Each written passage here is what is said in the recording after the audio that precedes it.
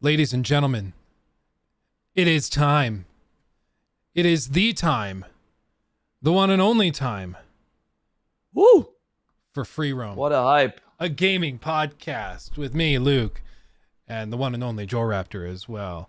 How's everybody doing in chat? Good to have everybody. To everybody listening remote through one of the many plethora podcasting services that host the podcast. Welcome. Glad to have you. Little something to show. Oh, go ahead. Yeah, you're really like giving the audience what they want.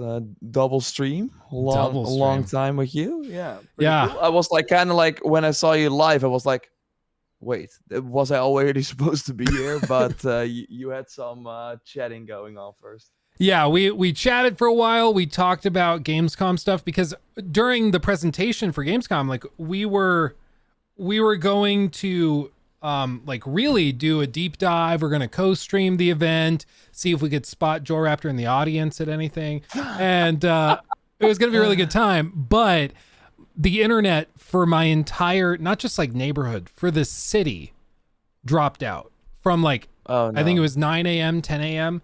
to like 8 p.m. There was just no internet service in the entire city. Apparently like some major fiber optic cable was snapped somehow. It was like a big deal, apparently. So that was a beast, an animal in and of itself. But you know what? We're okay now. So I hadn't seen like anything until today. Really? Yeah. Oh, okay. Yeah, I was actually also not in the crowd. I was just let me like change the webcam a bit. I was also just in my hotel room, live reacting to it with Joyce and Dennis. So yeah, they were hosting it from home, and then I could still like live react because I prefer that over sitting in the audience.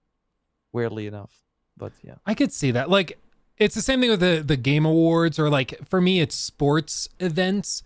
Like, oh, I can go to a baseball game, not really see any of the game, but I can drink $20 beers with friends among drunks. Or I could just, like, if I actually want to watch the sport, I just stay home, watch it on a big screen and see every detail and replays and all that. Yeah. So I'm with you. I'm with you there. Something crazy arrived like 10 minutes before we started filming. And just to give people a little sneaky peek, this, for people listening, is just a monstrous brown box the size of a small child. Oh no, more Warhammer. Dude, if this was Warhammer, I don't even know. I do have Warhammer stuff right next to the desk. I gotta build these. But can we guess what it is? Yes. Do you have like? Do you know it? Yes. Or are you okay? You know what it is. I do know. Once I saw this orange sticker, which I don't think you can see. Once I saw that orange sticker, I knew what it was. But yeah, take a guess. What do you think is in there? Is it gaming related? Yes. Okay. Gaming related. It's like the Xbox Series X fridge. it's the actual. It has this. Todd Howard is not in the box. No, he's not. That's a good guess, though. Damn, what is it? Must be like a statue or something. I will say this is a little hint. It is topical, and it is well timed. Oh. Is it a Armored Core edition or something, like special edition, collector's edition? Let's see. Oh, you're not a fan either. You're not a fan either, no. I have not been, like, super into mech games. I just haven't really played them. Have very little exposure. Because I got into gaming and, like, right out of high school because my family wasn't super into it. But, oh, God. There's like so much, dude. That's just cardboard. But yeah, I'm just gonna lift it. Do it. I'm delayed. Oh no, wait. I can see it on Discord. I'm stripping it down. Oh yeah, I see it. Nice and gentle like. So it's a box inside a box. A box inside a box. For the listeners. Yeah, I'm sorry for everybody listening. Like, what the hell is this podcast? Yeah. Oh God, there's an instruction manual. Okay, so I won't be building this right now, but it's It is in fact the premium whatever edition, and it smells very chemically. Oh God. Oh, that's like getting high for free. This is like the enclosure cage that the mech is gonna sit in, and then the mech What is the heck? somewhere.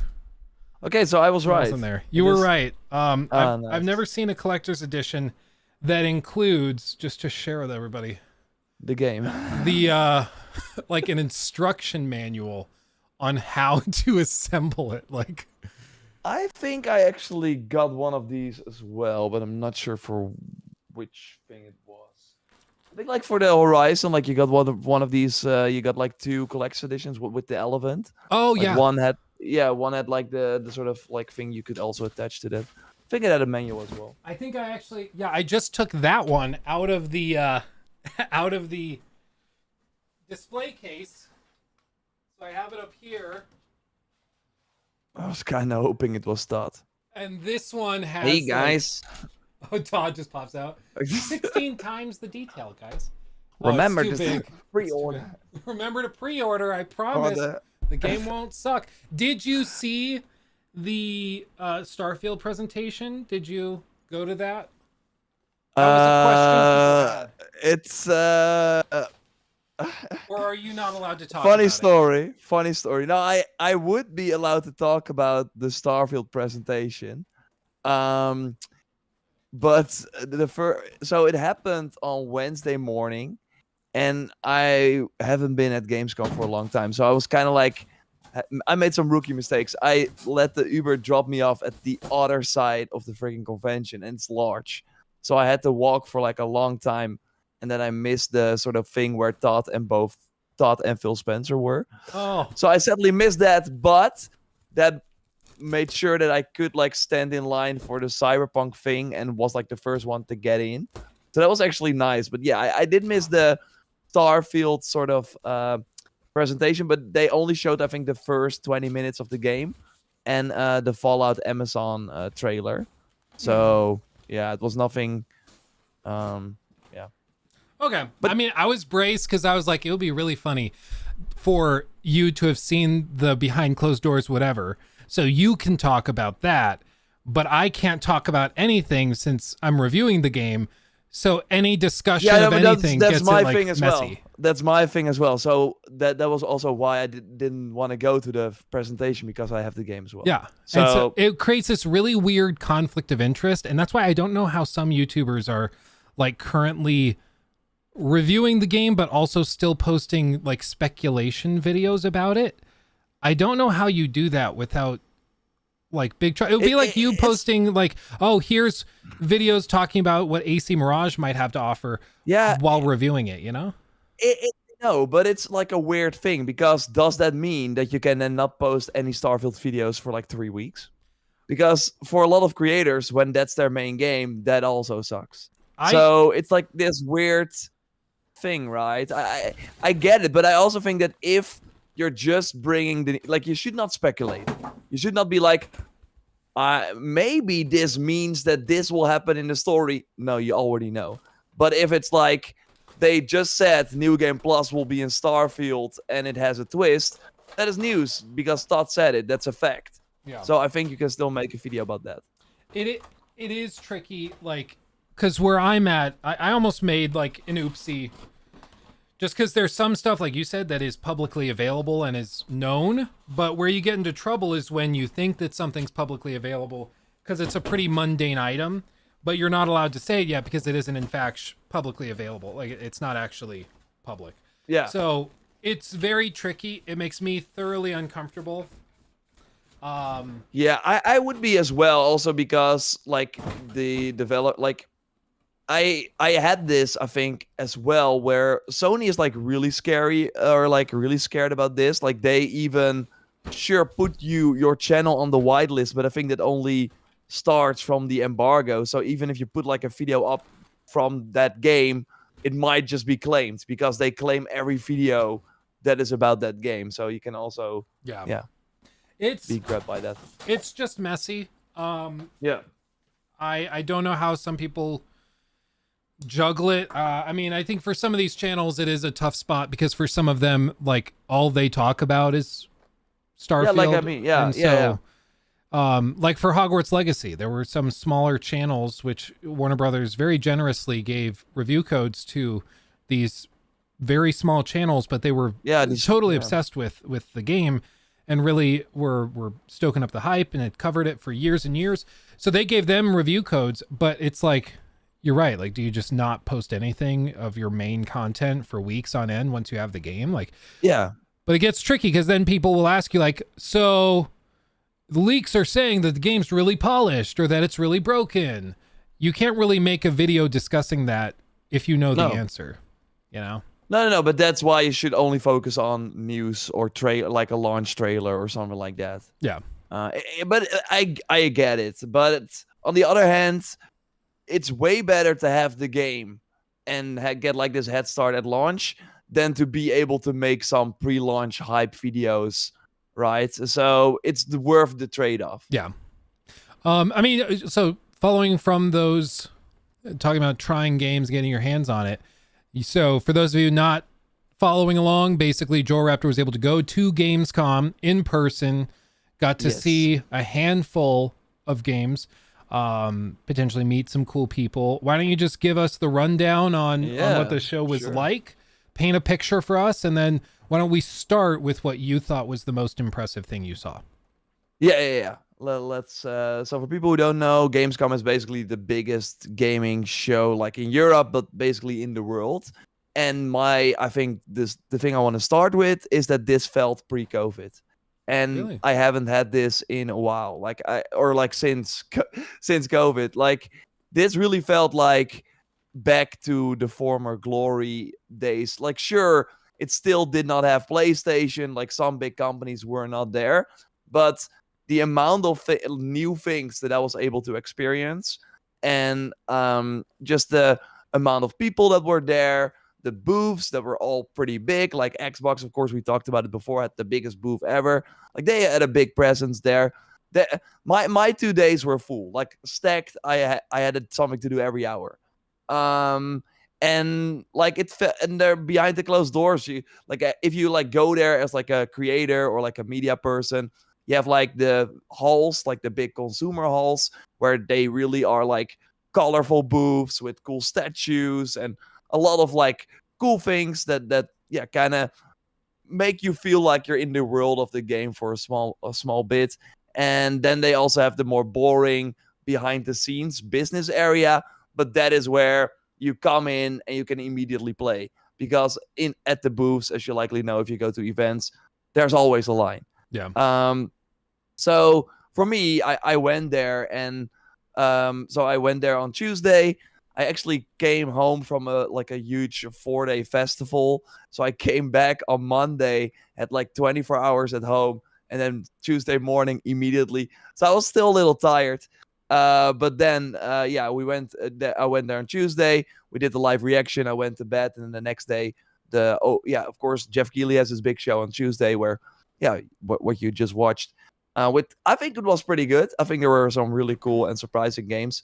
And then the next day you can experience those games and see them on the show floor. And beforehand you have a lot of appointments if you're like a media or a creator, and then you just go there and meet the developers, talk to them. They have like presentations, and then you can maybe go hands-on with those games. So for me, I started at Xbox. So Xbox had this big booth space, but for the first 3 hours on Wednesday, they had it like only on appointment. So you had to know someone from Xbox. You had to be invited to get in. And then, you know that you have way more time with these games because there are not a lot of people. So that's where I played the Cyberpunk DLC. It was the demo from Summer Game Fest. So it was an older demo, but I did not play it yet. So it was pretty cool to play like an opening mission in the new Dogtown area.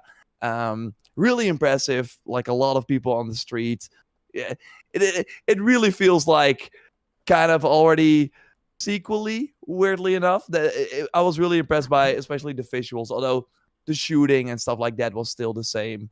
Was nothing too special, but just walking around and having vendors actually interact with you, doing cool things. Yeah, they know what they do, of course, over there. So I was pretty impressed by that. Then I played Stalker 2, because that was the first time that was playable. Oh, that was I think my least favorite thing I played. It was Really? really bad. Oh, Yeah. how so? And I of course came from Cyberpunk, so then you already Oh like yeah. but that game, and of course we have to say like these guys are like the development studio is in Ukraine. They have way more important things going on over there, but they're still somehow trying to release this game. But it kind of felt like a tech demo still. Like you started, you were getting attacked by a dog, so that was pretty cinematic. And Stalker has some cool things, like it's a post-apocalyptic, like semi-open shooter. And yeah, you throw a bullet into a sort of portal, and then you can run faster. So they had some smart ideas, but real quick, you were thrown in this open area. You had some markers, and you were like, okay, I'm gonna go somewhere, I guess. And there were some dogs like fighting some people, so it was like, okay, what's over there? And then like the combat was very like nothing was really going on. You were just shooting people, running away, shooting them again. The enemies would just stand still, really old school AI. There was one thing that demo did not have yet is like cues. If you so for example, if you get shot, you normally have like blood spatters, right? They did not have that.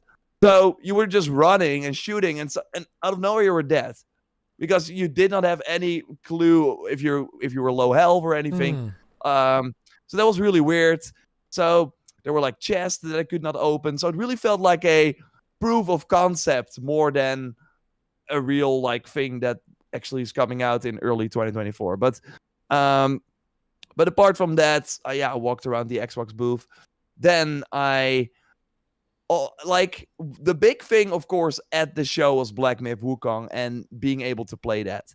And they were playing pretty hard to get because usually as a creator, you can like meet some PR person and they will, if there's still room, try and get a spot for you so you can try the game. But we went to the desk there and it was like, can we play the game? Like I would love to make a video on it, blah, blah, blah. And they're like, yeah, sure. If you got a camera, that's fine. And you can like record the gameplay. It's all cool. So I was like, okay, cool. So can I like walk to the booth now? Can I like grab a controller? No. If you have a camera, you stand in line, and then after, like the lines for Black Myth Wukong were like 3 hours. I'm not even kidding. Like everyone wanted to play that game. So I was like, am I gonna do that? So the next day, I went early to Gamescom, stand in line to even like enter the freaking building. Then I was like one of the first people there. I still had to wait 50 minutes, but then I played it, and yeah, you said what was my favorite thing. It lives up to what they are showing, and I was kind of impressed by that. Of course, it's still a demo. It's not the real game. They had like 4 levels that were like really like short pieces of kind of. I mean, it was not like a full linear thing that I could play through. It was really like, oh, do you want to go to level 1? There's a boss at the end. Complete that. You can go to level 2, which was in a completely different area, new enemies. But it played really well. You, of course, play this Wukong. It's like based on A Journey to the West, like a famous story. And it's basically a Souls-like where you are like trying to, of course, beat these bosses that all have very unique moves. But it had the Odyssey ability system. So you had like hold the trigger while holding a controller, and then you had like multiple abilities, and one of them was like a stone skin. So if the enemy would hit you, you could like parry. One was like that you would turn into like a fire monkey, so you had like completely different attacks. And it was especially just the enemies were surprising that you would walk and out of nowhere, like you thought it was a stone, but no, it was an enemy, and bam, you would be attacked. Like I was just like kind of blown away by how good it looked, how well it played. Like everything was super dodging and moving. It all felt really, really great. And the 4th level, so level 1 had you fight like one sort of insect boss. The second one was like against the monkey, and then the third one was like against the tiger that completely kicked my ass. So I was like, okay, I'm gonna skip this and go to level 4. And level 4 was actually more open. There were multiple directions you could go to, chests you can find, gear you could collect that also would change your look. So I was really like, oh, I'm gonna get lost in this game. This is gonna be really amazing. Any questions so far? Yeah, one question somebody had when we were talking about all of this in the sort of pre-show stream. Somebody was asking if it feels like it's just going to be a series of disjointed levels with boss fights, or if they are trying to do something a little more cohesive, kind of in the style of a Dark Souls type of game where the levels are all connected and it's part of a journey. Did they mention anything like that, or does it look like they are going to just segment it with levels you load into, like the demo?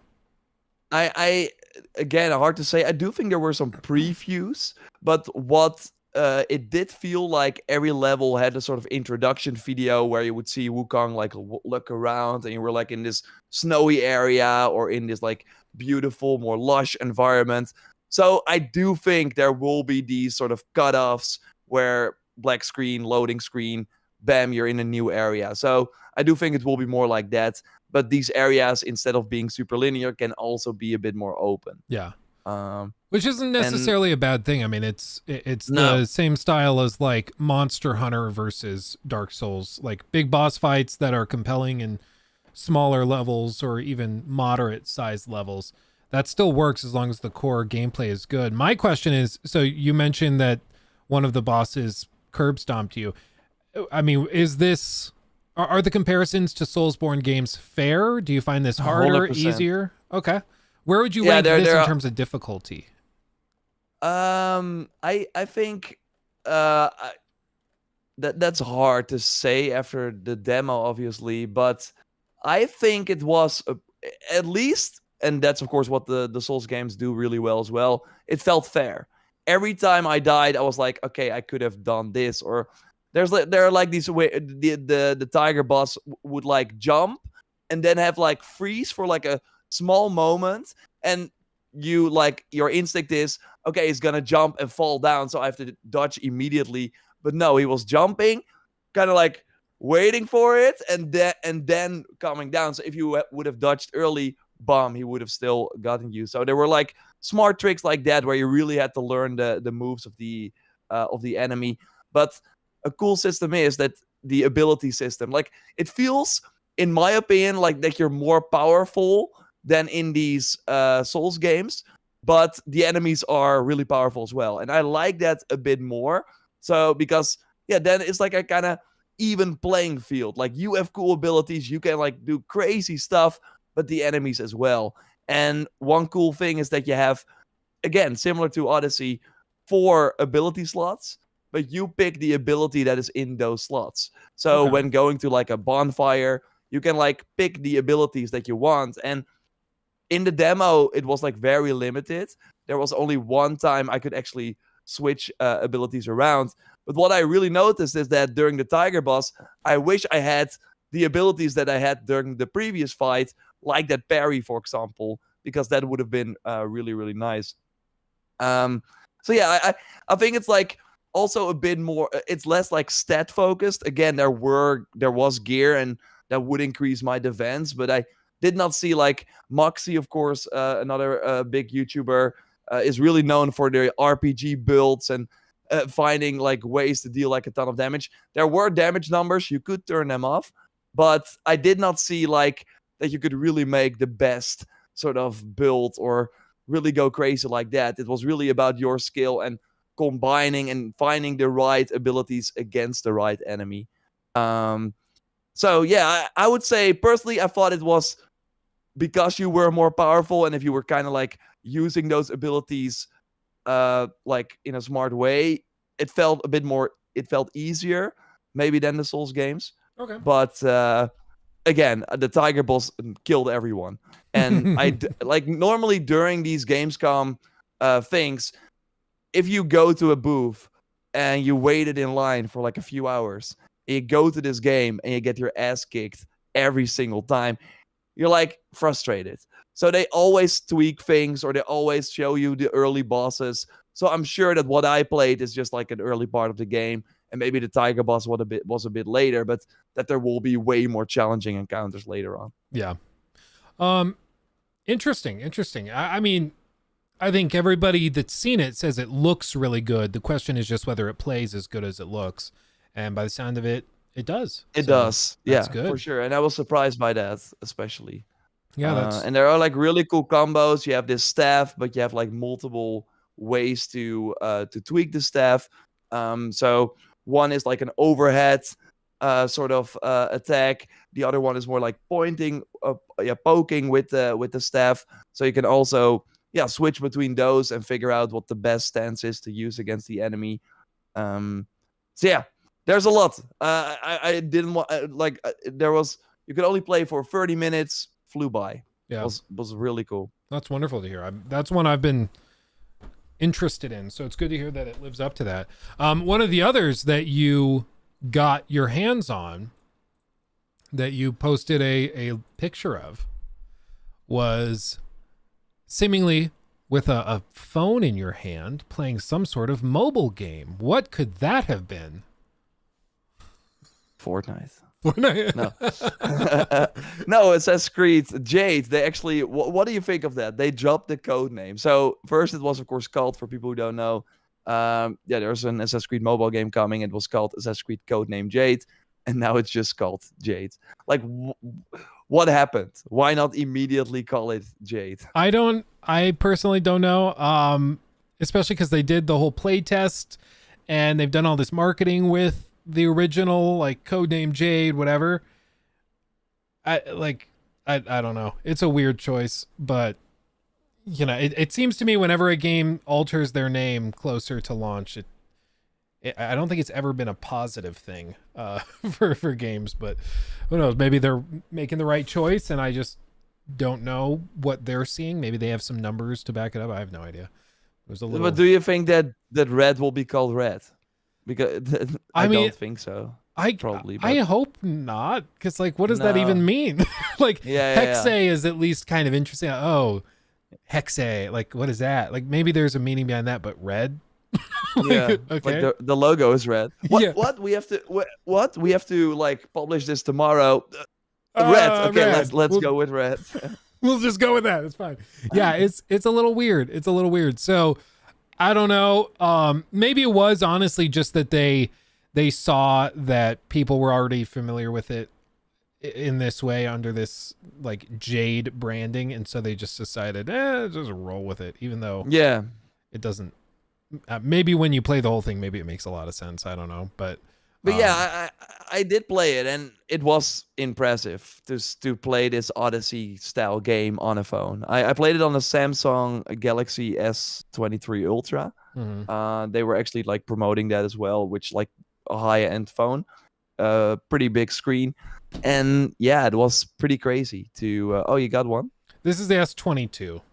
Okay. Yeah. So yeah, similar. Same family. But yeah, that is like the perfect phone, I think, for this. So yeah, I could like play an early part where you would just like go through the main story.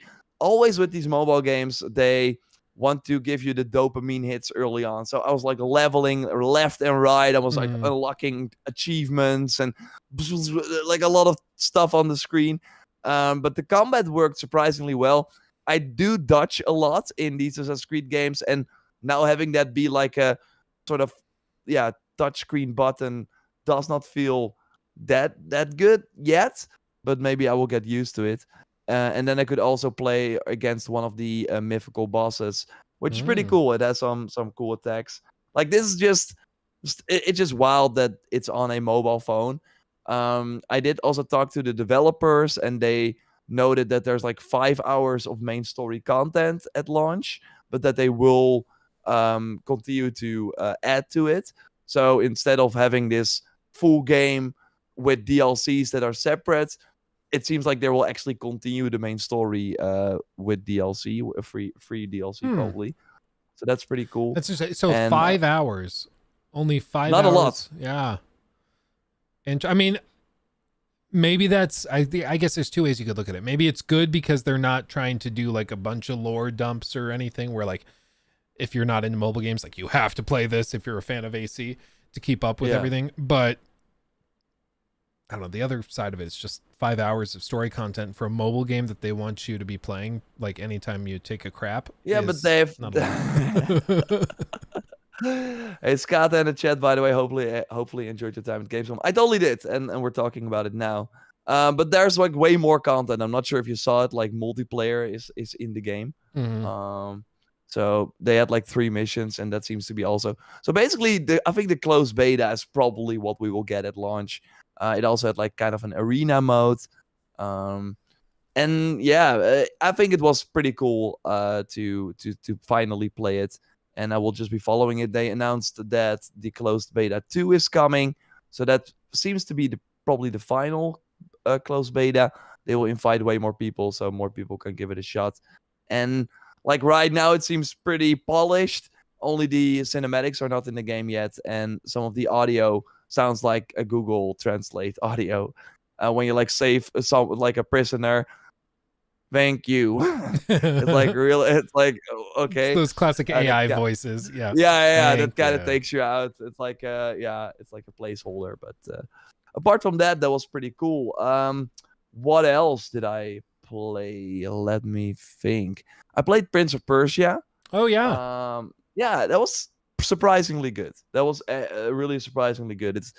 It felt way more triple A than you maybe think when you look at the at the At the trailers. trailers. Yeah, it looks more like this like $20 sort of Metroidvania style game, which is also fine. But no, it looks really pretty. There's quite a lot you can unlock, and they really make well use of the cool abilities. That there's, for example, an enemy with a shield, so it's side scrolling, and one of the abilities you have, and you can, by the way, unlock more and switch them out, is that you can like put down a sort of spirit version of yourself, run around, and then with one hit of the button teleport back to that spirit you just put down. So for a shield enemy, you can lure the enemy to the spirit, jump over it, it will turn around, then you switch so you're at the spot where you put the spirit, and then you're behind the shield enemy. Stuff like that was pretty cool. There was like a story with like interesting characters from the looks of it. I think they all looked at least really great. There were pretty nice puzzles. So yeah, I think it might actually be better than I anticipated, but still not sure if it's like worth the same price as Mirage. But yeah, that's kind of where we're at. Yeah. Okay. Did you? I'm looking through the list of other things that were there. People were asking if you got a look at Alan Wake 2. Ooh, no, sadly not. Of course, Okay. we had the reveal. I thought the reveal was interesting. You saw the trailer probably, right? Mhm. Where they had the action parts. I think it's so cool how they just like learn from all their previous games and pick some parts, because that's of course really a thing in Quantum Break. So that they're now incorporating that in Alan Wake 2. Um, that's pretty cool. But I did not get to see it, sadly. Yeah, But yeah, it seems to be a game that some people are super stoked for, and then others are not really familiar with it. Which is interesting because the original one came out like 10 years ago. I don't remember when exactly it came out, but it's been a minute. So I'm kind of surprised to see the discrepancy there, but it seems to be a pretty solid follow up to the previous one. yeah. My prediction is, because I think it's smart that they moved it out of the crowded window, or actually they're launching now 1 week after Spider-Man, so October 27th. I think that's really smart. Yeah. But I really think this will get like a really high score, so it will turn more heads. And it is like launching now in spooky season, so Yeah. I hope it gets a boost. And maybe like, of course, that's gonna be really hard, but I would not be surprised if it might get some nominees for Game of the Year, which might also help it. I really hope this turns out well. We're like, Control was Game of the Year for many when it came out, and that kind of also showed you what type of year it was. Yeah. Right now, it's like I see EC here in the chat saying, I wonder if I had time to check out Baldur's Gate. Like, it's kind of crazy that Baldur's Gate might take away some Game of the Year awards from Zelda, which I never I'd expected. actually have shifted my predictions, and I think Really? Baldur's Gate 3 now is the front runner to Wow. take most of them. And I think there's a handful of reasons that I've gone into like in a couple TikToks and things that we posted, but more than anything, and just to keep it simple, Tears of the Kingdom is great, especially it's running on, a glorified electronic potato, but I think Baldur's Gate 3 is also a marvel of technology and coding, and it's releasing cross-platform on everything, and it's still, in terms of Metacritic, is beating or tying Tears of the Kingdom, depending on the day and how many reviews have come in. So critically, it's beloved, and more people are playing it. Well, maybe not more, because Switch is huge, but it's more varied in our bubble. In our bubble, yeah. But that's also what I was like saying. Like, I feel like Breath of the Wild had a way longer tail in terms of people talking about it. But again, I just might not be seeing the new penis monsters they created or whatever like that. Like that of course kind of happened in May and June, and then I don't hear anyone talk about Tears of the Kingdom anymore, while Breath of the Wild was like the talk of the year. But that might also be because there are a ton of games and people are moving on, and like there are games that are doing super well for themselves, and you might not be aware that they even came out. Like, I think we can all agree that, for example, Atlas Fallen or Immortals of Avium, nobody played those games, sadly, for them. But even the big games can like kind of live alongside each other. But to answer Izzy's question, I did not play Baldur's Gate yet because I'm kind of scared, and then with Starfield coming out, I'm not sure when I will ever get the chance. Maybe like December at the earliest, probably. It is unless a Avatar is monster. really coming out. I guess we can shift to that, because we did get a look at. Let me pull that up. That's really good. Some Avatar. Yes. Yeah, Frontiers Pandora running on PC. They went and they tried to be very transparent with some of the technology and features that are being supported at launch on PC. And frankly, I mean, this game is a looker. I think it keeps looking better and better the closer we get to launch, which is always a good sign.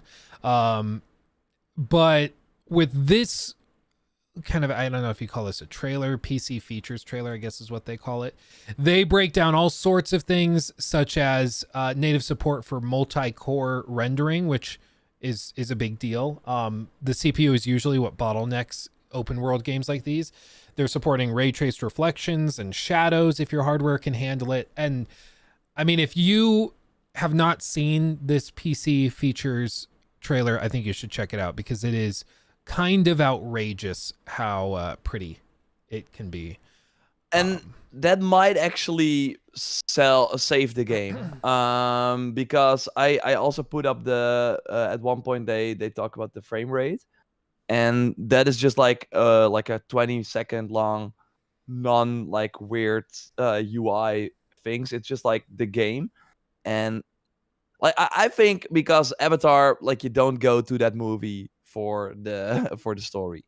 And it seems like this game is gonna be like that as well. You maybe people will just like boot it up, be in the Avatar world, look at the footage that we're like gonna look at. It's already up. Like, just running around these like floating pillars, like flying around on your Banshee. I think it's gonna be like very, very cool to just be in that world.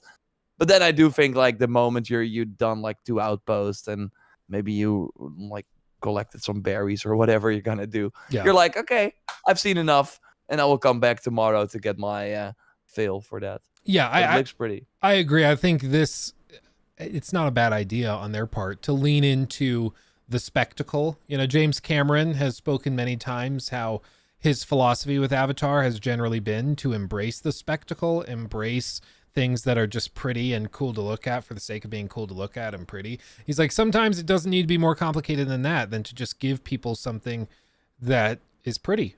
Sometimes that's all you really need to entertain somebody.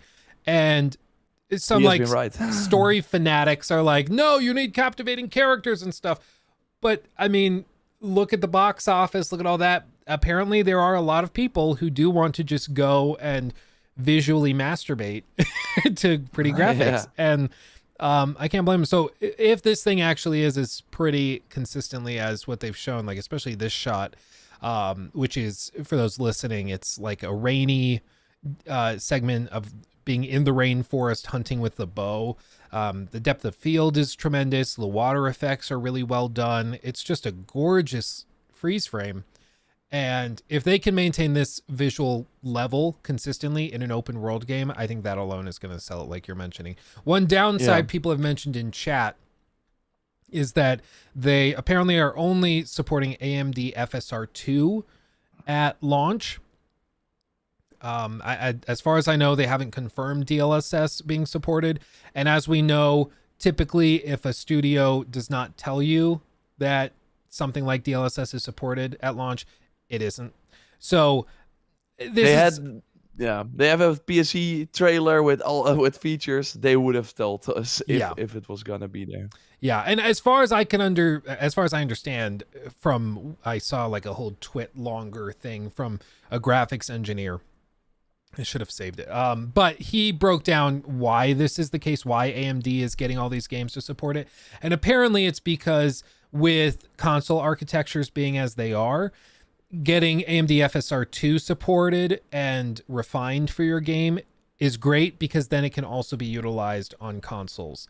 And so like you can bring AMD FSR2 to the PS5 version or the Xbox Series X version of the games, whereas DLSS isn't going to run on anything not NVIDIA created. So that makes sense to me. It's still a bummer. And money. I mean, frankly, AMD, I'm sure, is throwing some cash at them. I'm sure that's part of it. Apparently, AMD FSR 3 is on the way and will start to make its way to some select games later this year.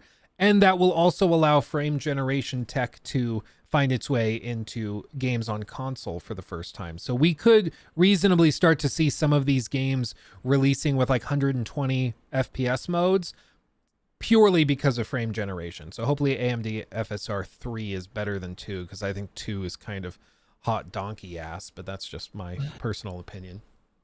I see people in the chat all say that it's just a Far Cry 6 reskin or like a Far Cry thing in general, and that is, I think there were actually Insider Gaming reported on this, that they talked to, I think, a playtester who was of course not allowed to speak about the game yet, but that it's basically your old school Ubisoft formula, but in a pretty Avatar world, and that's kind of what we saw and what we expected. But if you go in with those expectations and know, okay, I just want to be in this world, then you will probably have a good time. But yeah, that's of course different per person. I wish they would like put it is also the first next gen only, or like PS5, Xbox Series only Ubisoft game. So I hope that instead of like pretty graphics, it would also mean that they would finally look at their formula and be like, maybe we should tweak some things.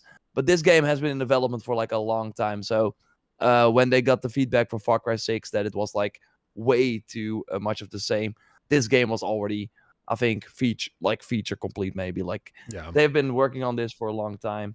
I do think it's worth, kind of like you hinted at, and what's also alluded to in this article on Insider Gaming, it kind of depends on how you define Far Cry game. Like a lot of people are like, well, it's made by Ubisoft and it's a first-person shooter, therefore it's like Far Cry. And if that's how you define Far Cry-like games, first-person shooters from Ubisoft, yeah, it is. Yeah, that's what it is. But if you're saying like, well, it's based around hunting down outposts, and then there's usually a stealth option, and then maybe some ranged options as well, and then maybe there's vehicles, and there's this and that. You know, once you start to build it out, I think this does start to separate a little bit, because I do think you're right. I think they're going to lean heavily into just big, pretty environments that are pretty, and that's kind of the only purpose they serve. And that's not necessarily a bad thing. You know, those people that are like really into photo mode, and what do they call them? They call them like video game photographers or something like that. Yeah. They're gonna crazy love with this game. Yeah, they're gonna love this. So it's not to say it's gonna be for everybody, but I think the Far Cry comparisons might end up being totally fair. It might also just be like, it's a Ubisoft FPS. And if you like look at the Ubisoft channel where they posted this trailer, like all their videos like do pretty well, but this is like skyrocket. Like this, there's so much hype for this. It's not Assassin's Creed level, but it's still like they put this up, and like it's like 50K 7 hours. We know that that's not the full number. So 7 hours ago might be at 70,000 people watching this on a Ubisoft channel. There are a lot of eyes on this, and yeah, I'm sure it will do well for them, even if it's just a 7.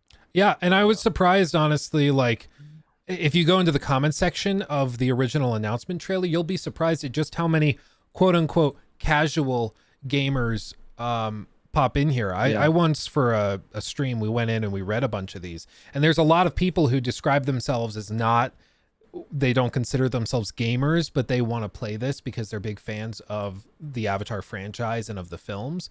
So I think this is going to be one of those games that probably gets most of its sales, or at least a sizable chunk, from the more casual gamer that isn't watching videos like this. And for them, the whole Far Cry formula might not be boring yet. Yeah. So yeah, they might have played one Far Cry game in their life. Yeah, and they're not burnt out on it. Yeah. So, and I know this is kind of the theme with a lot of this is we are very much into all of this because we talk about video games all the time. We play all of these games that release. I mean, this is just our bread and butter. But there are a lot of people out there who, frankly, really like Far Cry. It's why they've made 6 of them so far and are working on a 7th. Like, there are a lot of people out there who, just because we are tired of these games or are kind of fatigued on the formula, doesn't mean that there aren't millions of players out there who still are okay with it. Yeah, still Far Cry 6 did not perform as well as they hoped. So they will try and go back to the drawing board a bit on it. But again, I think for this game, Avatar, it was just way too late already. Did you see anything related to Space Marine 2 while you're at Gamescom? I was invited, but I was like, I don't care about it. Oh my God. I'm just... Anyway, thanks for coming, guys. It's been a great podcast. I'll see you guys. I wanted to go to Banishers, which like also from Focus. Banishers Goes to New Eden. But they had no spots for that anymore. So it's okay. I'm just gonna pretend like I don't care. I was like fully booked already. I did go to Bond. I did see Little Big Planets 3. Or a little Little Big Planet. Okay, now we're actually done. Now no wait. Little Nightmare. little Big Planet. That just like happened. My brain. I'm personally a fan of Little Nightmares. Have you played the games? Yeah, a bit. But I thought it was like interesting that type of game is like as popular as it kind of is. But this basically It Takes Two. It's like even if you play alone, you will have an AI person follow you around. Yeah, and they both have like unique tools. Like one has a wrench and the other has like a bow. But it looks like really good in terms of the atmosphere and stuff. It's made by the Until Dawn people, which is kind of crazy. But yeah, I saw an extensive demo of that. Played some Tekken, Wayfinder. I saw that, which is already out and getting kind of slammed. But I think the servers are the big thing. Yeah, I tried it. We'll be doing a video on it soon, but I like the game. It's just the servers are not able to keep up right now. Yeah, I think that they had some interesting ideas. So I had like an appointment with the developers, and I got the controller there as well. And it seems like if you're really into it, there is probably a lot there. And they seem to have learned a lot from other free-to-play games. I'm just not sure if there's kind of room for a game like that, but there might be, because maybe that's why the servers are slammed, because there are a lot of people. There's a lot of people trying to get in. It's crazy. This is interesting. Somebody in chat, hold on, let me find the comment again. Scatha, Jorraptor, in Skull and Bones they used the same freaking songs as they had in Black Flag. Did you see that today on Ubisoft's Twitch stream? I mean, that's of course a feature. That's a nostalgic. Yeah, it's meant to give you a chance to re-experience. Did you get invited to the closed beta? For Skull and Bones, not as far as I'm aware, and I think they'd be crazy to invite me because I've been pretty vocal about it. Your mind.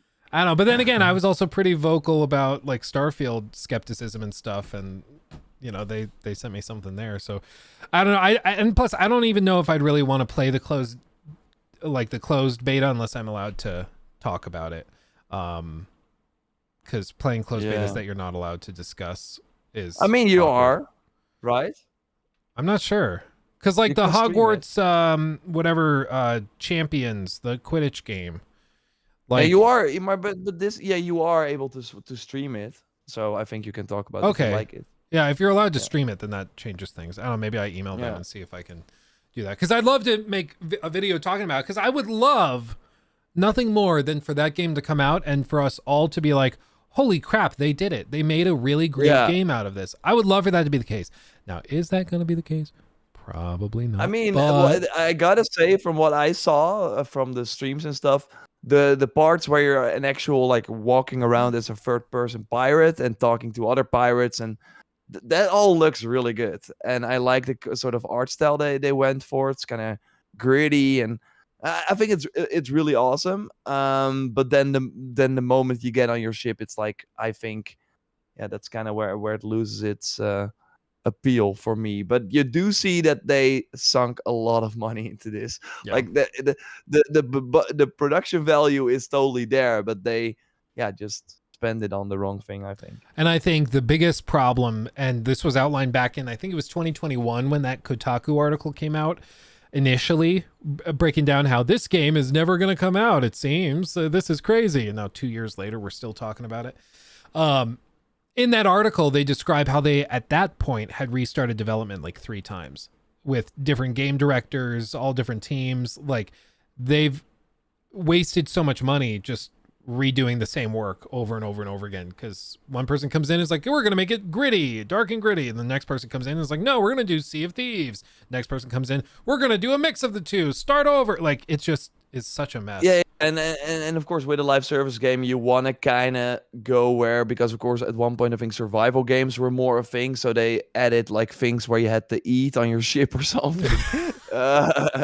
Otherwise your crew would die, stuff like that. Maybe that's still in the game, I'm not even sure. But yeah, I think it was also because the engine or something what they used just would not really allow for good regular melee combat and stuff, which is interesting because they of course took the things from Black Flag. But I mean, this is also like they want feedback on this closed beta, and then they will probably decide what they will do with this, like delay it even further, released in this state. How many people do you think are watching Skull and Bones right now? Are watching it? Like on there are Twitch? Sponsored streams though. So. Sponsored streams kind of screws it up. Probably. I don't know. Maybe I haven't looked yet. Maybe I'm going to be conservative. I'm going to say like 3,800 people. Okay, I'm scrolling down. Oh no, he has to scroll down. Okay, 10K. 10K. Okay. But that's Skull and Bone. Let me pull up the game. It has 10.2 thousand viewers, only 5.1 thousand followers though. And I don't recognize any of these streamers, so I don't know who to look at. I don't think they're sponsored either. Yeah, I don't see it because I think they'd have to disclose it in the title. Yeah. So maybe they aren't sponsored. Maybe these are just honestly people trying it. But I mean, it's people actually customizing it, trying stuff out. Looks like you can customize the individual cannons. Everything's animated pretty well. Graphically, it looks okay. I mean, frankly, it doesn't look bad. No, it doesn't.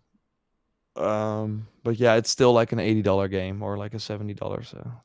And it's like I said in my video back last year, the biggest difficulty for it, I think, is going to just be overcoming the negative perception of it at this point. And I'm not sure they can.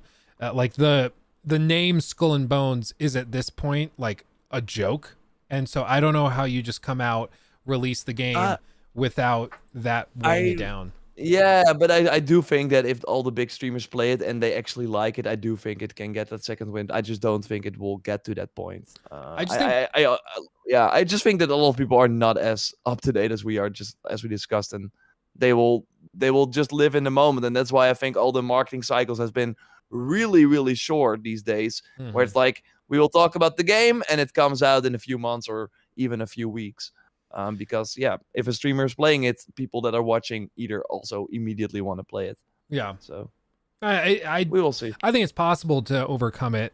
Like kind of like X Defiant. X Defiant was also a joke, and then streamers got their hands on it. We're like, oh my god, this is like way better than the most recent COD. This is way tighter in terms of mechanics. So, but that was like such a big deal because it was so different. Normally, you don't get that level of turnaround in terms of perception.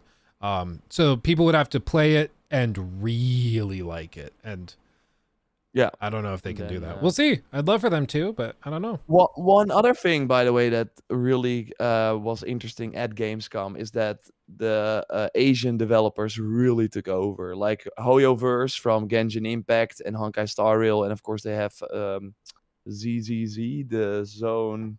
Not sure. Like they have like a hack and slash gacha game coming as well. They were like really big. Level Infinite, so basically Tencent had like a huge stand, and that is where you had to play Assassin's Creed Jade. Like it's really weird to see an Assassin's Creed game not at the Ubisoft booth. And they also had like they were like kind of everywhere. Like Black Myth Wukong was of course really huge. They had like most of the sponsor sort of spots where like 5 years ago, 6 years ago or something, Blizzard had like the biggest booth and everyone was like talking about them. Now everyone was like in a Genshin Impact cosplay, running around. There were like stage shows. I thought that was an interesting sort of change, and that really seems to kind of keep Gamescom afloat. In like these companies are investing the most money, it seems. Yeah, well, it's funny you mentioned because we were literally just talking about this on stream right before, because we were looking at the trailer for Crimson Desert. Looks which great. But that's Korean. Yeah, it's South Korea. They also have studios in like Los Angeles and was it Germany? I don't know. There's one in Europe. So they're kind of all over the place, but they're primarily based in South Korea as far as I understand it. But one of the things with what seems to be happening is like there are massive new teams that got their start with some of these like live service, gacha games, mobile games, and now those same teams that are very capable are seemingly trying to go and make other types of games, sometimes single player games, sometimes they're other like live service MMO type games. And it's very possible that, like you said, in 5 years, the market is just so totally different. I mean, it could be in 5 years we're not just talking about like the best studios in the world are Larian, Sony Santa Monica, From Software. Like we could start to throw in some of these studios that as of right now are not really well known. And I think that was also the thing with Black Desert. It was always like people were like, it is amazing, but the microtransactions are ruining it. And Crimson Desert is a single player game, so I don't think they can ruin it. I hope they don't. That's the fingers crossed. Everybody looks at this, and this was the whole point of the segment on the stream. Everybody was looking at Crimson Desert, which if you're just listening, you should look it up on your phone. It's like a mix of Tears of the Kingdom meets Red Dead meets Assassin's Creed meets like everything you can think of that you probably like in a good way. And it looks very good. It looks too good to be true, frankly, which is why people are worried. I thought this was like maybe one of the best trailers I've ever seen. And this might sound crazy, but I think what they were constantly like showing you something, and then you thought it can't get crazier than that. And then so it's like a medieval game, so you're like on a horse, and you have like pretty brutal. It looks like kind of witchery as well, like sword fights, and you have like a bar where you can go to. So you're like, okay, this is like a grounded medieval game, sure. Then you like go on a horse. That horse jumps off a freaking cliff. Then you turn into a ghost, and then suddenly you appear on the ground again and start running again. And you're like, okay, that's and you crazy. Can like glide with the Zelda thing, but you look like raven feathers are flying off, and and then you're in a balloon all of a sudden, and you're like, what the heck is going on? And a robot starts attacking you, and there's like every sort of new scene in that trailer looked cooler than the last one, while you thought that was not possible. So that's why I thought they really did a great job. I agree. I mean, I think this trailer is one of the most impressive I can think of, just simply because I went from like not knowing anything about this game to being like, holy crap, this looks amazing. It looks so amazing. It can't possibly be that good. There's got to be something that they aren't telling us, like that, oh, it's single player, but it's filled with loot boxes, or like something is wrong here. But maybe, I hope not, man. Yeah, I hope so too. Because maybe, just maybe, we are entering, and I know this makes me sound like so optimistic and naive, and I get it, but maybe, just maybe, we are entering the next like decade where the meta for game developers is to create kind of scummily monetized free-to-play style games that just print money, whether they're gacha games or season pass games like Fortnite, whatever. And those games print money and then allow them to bankroll the development of massive, huge single-player games that make $1 billion because they sell so many copies and get such good word of mouth. And then that funds the development of the next live service game that creates the money. And so then that's the cycle of just kind of toxic live service game and then phenomenal single-player game. I don't know. I would like to see more, but there's something with it. It has been, I think, the model for many studios already. If you look at EA and Take-Two, for example, with their sports games, because those print money, they release them every year. It's like, still, if you tell that to someone, so okay, so you pay the game, you $60 every year. Then you also spend like a lot of stuff on Ultimate Team, on cards, and then the next year it resets and you have to pay the $60 again and the money on cards. Like those, I think FIFA and NBA 2K like make sure that EA can launch some of the games that they've been launching, like their Dead Space remake or whatever, because even if all the games did not do well, they will always have FIFA or EA Sports FC. Same for Take-Two. We're seeing that now. When did they have the popular non-sports game? It's been Borderlands 3, which was that considered successful? I mean, I know they spent so much money marketing it, but I feel like Borderlands 3 kind of just came and went. Oh no, but Borderlands 3 was really was big. It really profitable? Yeah. Yeah, it's going to be interesting. I think we are poised to see a pretty big shift in the industry in the next 5 to 10 years. We're coming out of the 18 million. Units. Okay, that'll do. So I guess again, speaking of like our bubbles, my bubble was not super into that game, but I mean, clearly 18 million people were, so we'll take it. Not as big as Borderlands 2, someone's saying. Borderlands 2, but that has been that sold 27 million copies, but that has been like way older.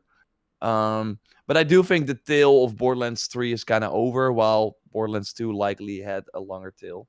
But yeah, I think your theory is interesting, and I hope that is true, because the publishers have to be looking at the landscape and seeing that a Baldur's Gate is thriving, Zelda is thriving, God of War, Horizon, they're selling gangbusters. Spider-Man is coming out. Ubisoft Mirage is gonna sell really well. Like, they have to look at that and think, why would we spend so much money on a AAA gamble? And right now, if you have to come on the live service market, you have to have features that all these other games were like working on for years after launch. But yeah, if you don't have those at launch, you are already falling behind. So it's getting harder and harder to get into that market. While if you just have a cool story and a great single player game, it's, I think, way easier sell. But on the other hand, you can also look at Atlas Fallen and Immortals of AVM. They were those games.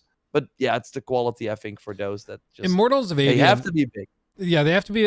Immortals of AVM, I think, is one of the weirdest ones, because it it checks off a lot of boxes for people. It's a new IP from a new, energetic, excited studio with a very experienced game director and team. I mean, the guy behind it, Brett Robbins, was the creative director behind not just the original Dead Space. He wasn't the executive producer like the guy that did Callisto Protocol. This is like the creative director behind Dead Space. And he also worked on all these Call of Duty games. Like, he's very accomplished. And again, new IP, Unreal Engine 5. It looks gorgeous. It seems to be everything people want, but it just never garnered that much attention. People just weren't that interested in it. It was weird. I mean, I don't know if it's weird because I don't think the setting appealed to people, the IP. Yeah. I mean, I think it's weird that we got like 3 games about people that have magic abilities that wear gauntlets within like 6 months. I don't know how that happened, but like, for real, what are the odds that we get 3 big games where like you have a magic gauntlet and they all flop? It's weird. Yeah. I keep trying to look back and be like, was there a movie that did that inspired all this? Like, why did all of these games get greenlit at about the same time and they all use magic gauntlets? At least in Immortals of Aveum, it doesn't talk to you. So I guess we can take that. But in the other 2, they talk to you. I guess, yeah. Someone described Immortals of Aveum as like a fun MCU movie, and that's all I need to know to give it a pass. I do think the writing was pretty lackluster, and maybe that's the point with these other ones, is that tonally, I think Immortals of Aveum struggled. I think so did Forspoken, and I think for Atlas Fallen, it just was a AA game, so it was never going to like a lot of buzz going for it when it revealed because it looked cool, but then they just could not capitalize on it. I don't know what it was. I think for Atlas Fallen, a lot of it was that the trailer made it look really, really badass. I thought that Atlas Fallen was going to be basically a Monster Hunter style game, hunting these huge monsters in the desert. And that is not what it is. No. And so I think the trailer just set up accidentally some they should have like talked more about what it was up front, or maybe made a Monster Hunter style game, although I would imagine that's way harder than what they ended up doing. But yeah, it's interesting. I mean, I think it's also the crowded year. Like, why would you spend $60 on Immortals if you can buy Armored Core this week, if you can buy a Starfield next week, if you can wait a few weeks for Mortal Kombat, if you can buy the Cyberpunk DLC, Mirage, Alan Wake 2, Spider-Man 2, like the list goes on. Like, why would you go for this new IP that seemingly is like 13 hours long? And I know the time of a game should not really impact the quality and maybe why you should pick it or not, but people do look at it, and they do think it is tough. And I do think one of the long lasting points over the next like a few years through the rest of this generation is going to be seeing how Game Pass affects a lot of this, because we're already kind of seeing it with games like Starfield, for example, where people are saying like, oh, even if it reviews pretty terribly, I'm still going to try it, because why not? Like, it's on Game Pass. Yeah, I won't get the early access, but I'll still try it. And I think for a lot of these other games that are priced at like even $40-$50 from AA studios that are not on Game Pass day one, they're going to struggle, because people will, in the back of their heads, just be like, why would I pay $40 when I can just get it on Game Pass? Feels like a Game Pass game. Yeah. But what you do see is that the games that are on Game Pass, like even like people are saying, okay, because that I think happened with Redfall. Like, even if it's bad, I'm still gonna check it out. But what then happens is that you have no investment whatsoever. So the moment you see a bug or whatever, you're out. Yeah. And that's where you look at the achievements for a game like Redfall, or like any other big Xbox Game Pass game. Like the amount percentage that finish those games is really, really, really low. Yeah. So yeah, and as a developer, you at least, sure, you want a big audience, but if that audience is not engaging with your game at all, I think you would prefer, of course, you're not like the bean counter, so you want engaged fans that make the cosplay and talk about your game. And if you see a stat where it's like only 5% finish the game, you're like, what are we even doing? Like that would suck, I would imagine. Mm-hmm. I agree. Let's see, the Mad Hatter, do you think having a demo for a new game would be any benefit, or would it just be a waste of resources?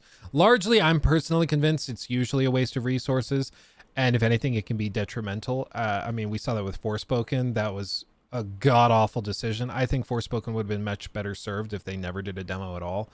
Yeah, And but Final Fantasy 16 on the other hand, that really helped them. yeah, So it's like if the game is good, it depends on that. and But Lies of P on as the well. Like Lies of P was another that yeah, people tried the demo and were like, "Holy crap!" So it yeah, can work, but it's risky and it is very expensive and time consuming.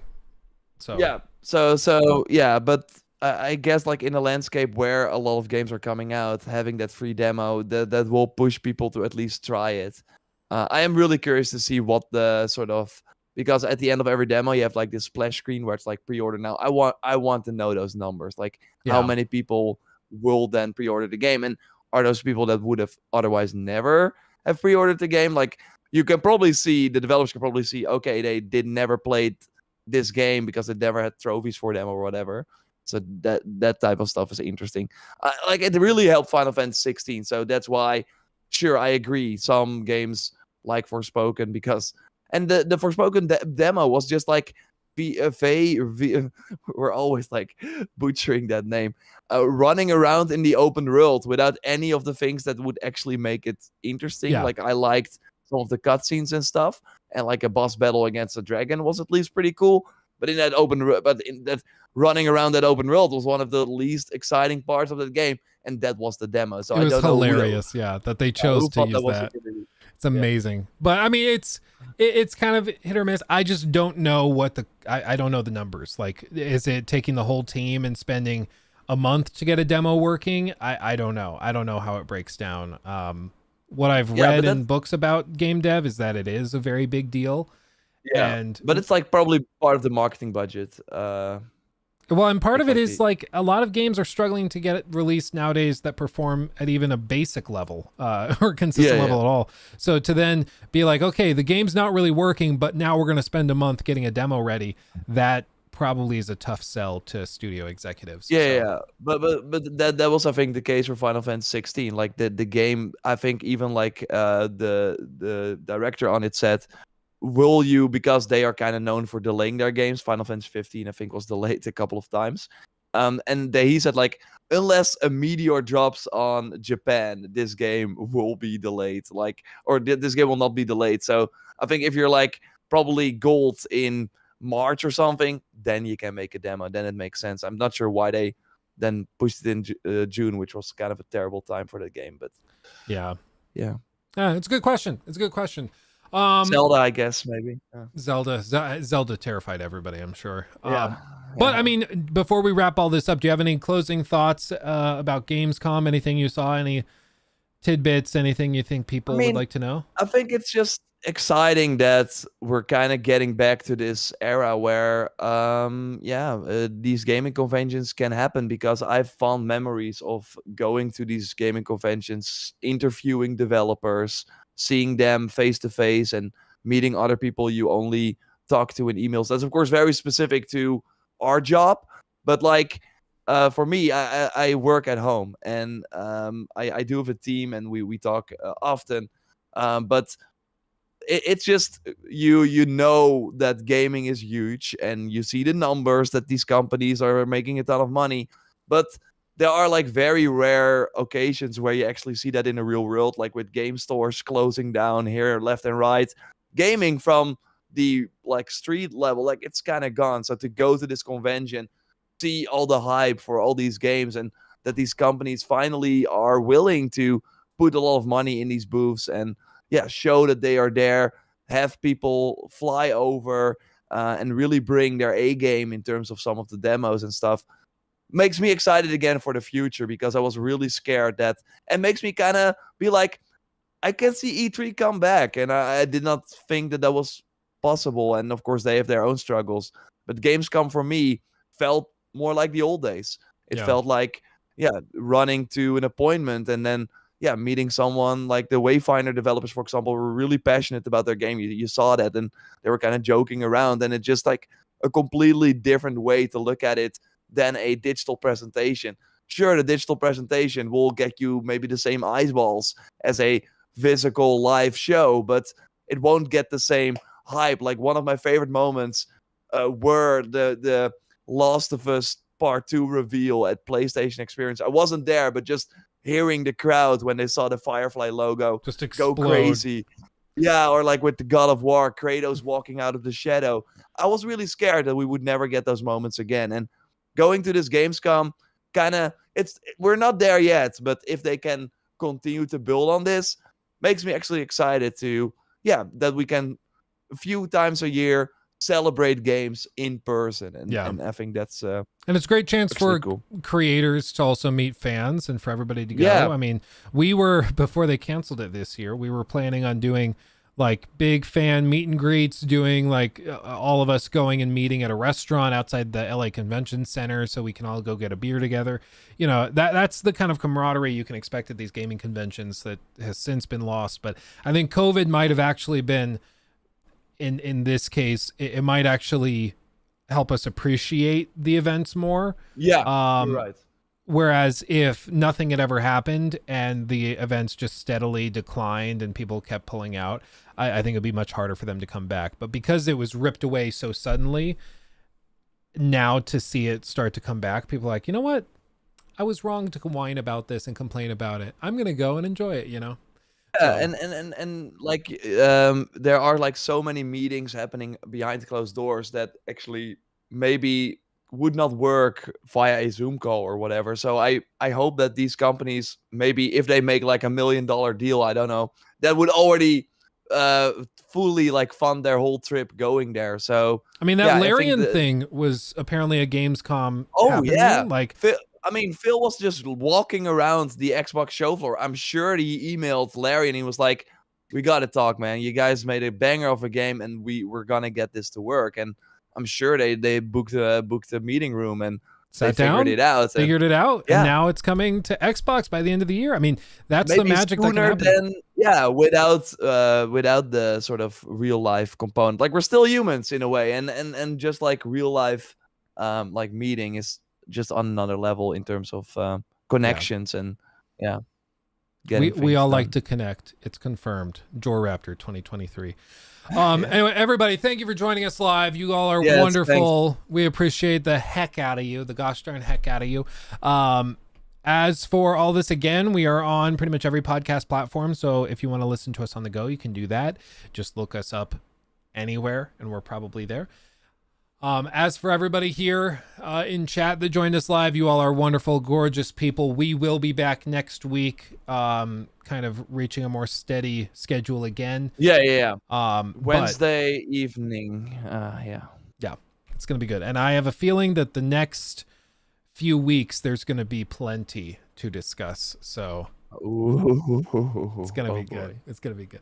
And it's so stupid. I'm trying to tease when I can't tease. Anyway, I love you all. Y'all are wonderful. Hugs and kisses. We'll see you in the next one. Stay safe, everybody. Much love. Bye-bye.